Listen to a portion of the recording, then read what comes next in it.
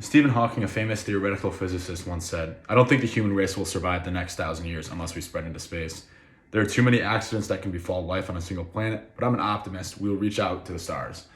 So with that being said, I think a lot of you all know that our resources such as coal, gas, and oil are being used a lot faster than they can be found. Us as college students are well aware of this with gas prices going up, heating and electricity bills just skyrocketing, and pollution getting worse and worse.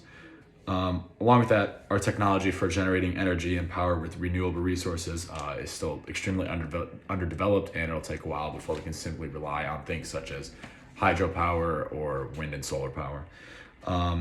I understand that our generation wants to preserve life on Earth as much as possible, but I think it's time that we decide to look to the stars because the human race needs to travel out into the universe and begin colonizing space. So now that you all know that we should go into space, let me explain to you why and how we got to this point. The problem with our society is that we rely too much on non-renewable resources, which leads into pollution and other sorts of issues. Then we pile that on top of the fact that we might run out of these resources one day, and this will just cause mad hysteria throughout the world. According to James Murray and David King, from 2005 onwards, conventional crude oil production has not risen to match increasing demand. We argue that the oil market has tipped into a new state, similar to a phase transition in physics. Production is now inelastic, unable to respond to rising demand, and this is leading to wild price swings. This just goes to show how we're starting to run out of natural resources, such as gas, and therefore I think we need to use the resources that we have right now to start moving towards space exploration and trying to put all the resources towards that energy. So, however, some people may ask, where will we get the technology to be able to, make it out of Earth's atmosphere and be able to sustain life on a spaceship for a prolonged period of time? The thing is, I don't think we have the technology at the moment, but a bunch of companies are working on technologies to develop space flight and spacesuit, technology to allow us to get into space safely. Take Blue Origin, for example, Amazon's spaceflight company, for how they, just recently launched their own ship into the atmosphere. According to CNBC.com on Wednesday, October 13th, Jeff Bezos' Blue Origin launched its New Shepard rocket for the 5th time on Wednesday, with Canadian actor William Shatner joining them as well. This is just one example for how companies are trying to invent technologies that will help get us to space safer. I think with the help of privatized spaceflight, companies will be incentivized to create new rocket ships and even space suits to sustain life in space for a prolonged period of time.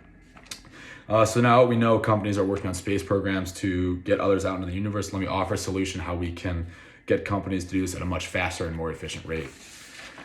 As we all know, competition is what ends up bringing the best, and I will sometimes admit the worst out of us.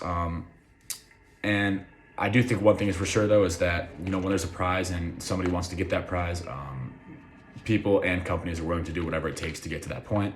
So I think this is like the perfect way to get private spaceflight companies to work towards a common goal. And what we do is incentivize them.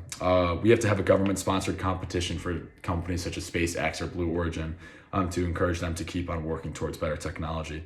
An example of this great idea is coming from The Case for Mars, the plan to settle the red planet and why we must. The book explains the U.S. government would post a $20 billion award to be given to the first private organization to successfully land a crew on Mars and then return them to Earth, as well as several billion-dollar prizes along the way for technical accomplishments. This quote shows an almost perfect idea for how we would incentivize private companies to not only get people back to Mars, but to be able to get into the solar system and explore its vast reaches.